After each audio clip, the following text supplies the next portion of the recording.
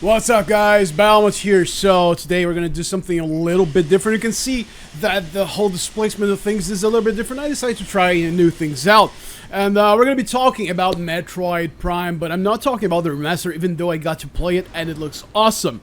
We're gonna talk about the original 2003 Nintendo GameCube video game. So go ahead, hit the like button, subscribe to the channel, and let's get right to it. So when Metroid Prime was originally announced, many of us, myself included, we had our doubts about the game because we would be transitioning from a 2D side-scroller game to a full-blown 3D experience.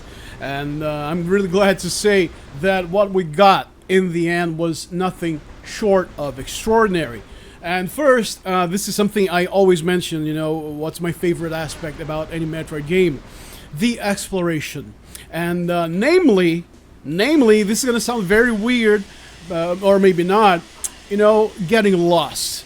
I love getting lost in Metroid games. I really think that, you know, it's part of the experience, going to and fro, going back, trying to remember, okay, so there's a door here that's activated by a missile, a power bomb, or whatever, and then, you know, an hour later, you're down the line, you have explored so much more of the map, and then you've completely forgotten about it.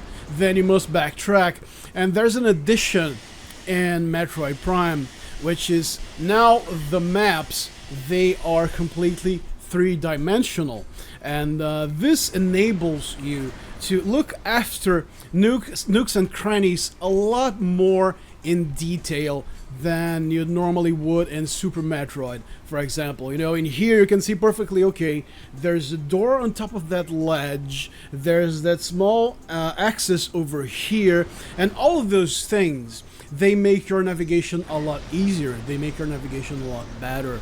And still, you're still gonna get fucking lost, though. You're gonna get lost a lot. And another thing that transitioned really well, everything did, you know, I'm gonna comment on everything.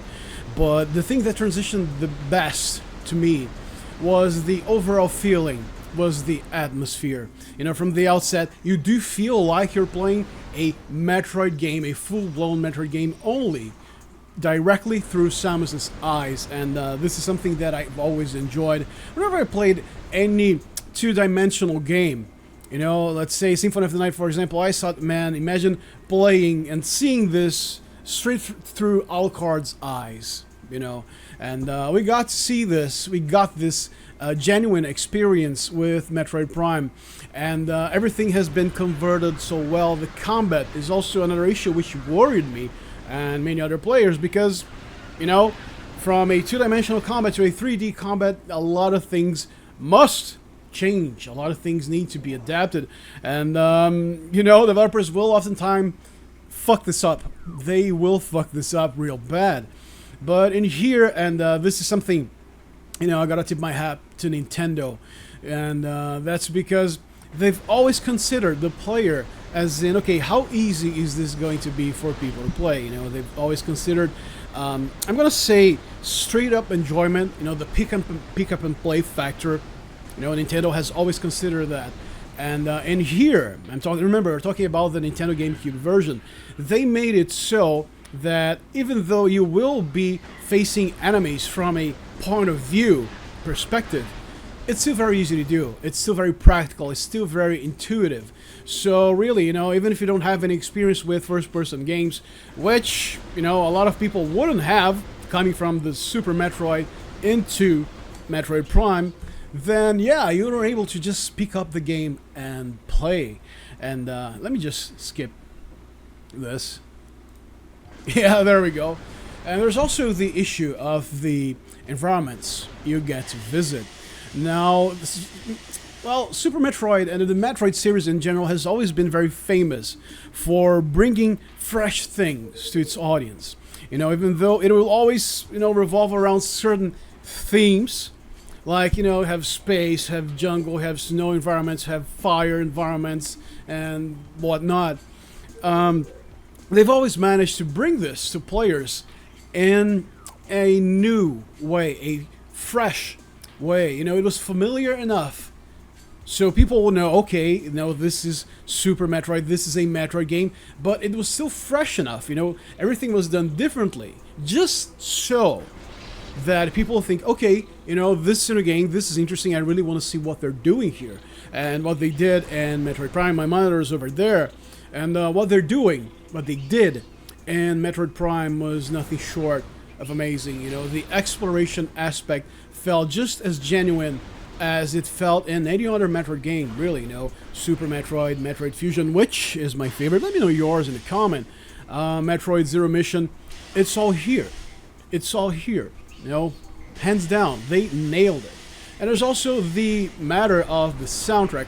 Now, granted, the songs in Metroid Prime, they're not as memorable as they were in the Super Nintendo era, but that doesn't mean they're not very good. I mean, when you're exploring the game, a soundtrack, actually not just exploring, in any game that you play, the soundtrack it's like I always say, it's a silent narrator. It's someone who's leading a story, but the soundtrack doesn't use words, it makes you feel things. And the way Metroid Prime uses its soundtrack to help compound, to help grow, to help expand what you're feeling, the atmosphere of dread, the atmosphere of exploration, is just magnificent. So yeah, man, this is my small tribute to Metroid Prime. It's safe to say that's one of the Nintendo GameCube's greatest games ever, and in my opinion, one of the greatest games of all time. So there you have it. Let me know in the comments your favorite Metroid title. I'm really looking forward to it because, there have been so many great titles in this franchise. Most of them have had so much quality that, if you ask anyone, if you ask 10 different people, then you're most likely going to get at least 8 different answers. So yeah, that was it for today. This was Bauman speaking to you, and I'll see you next time. Later.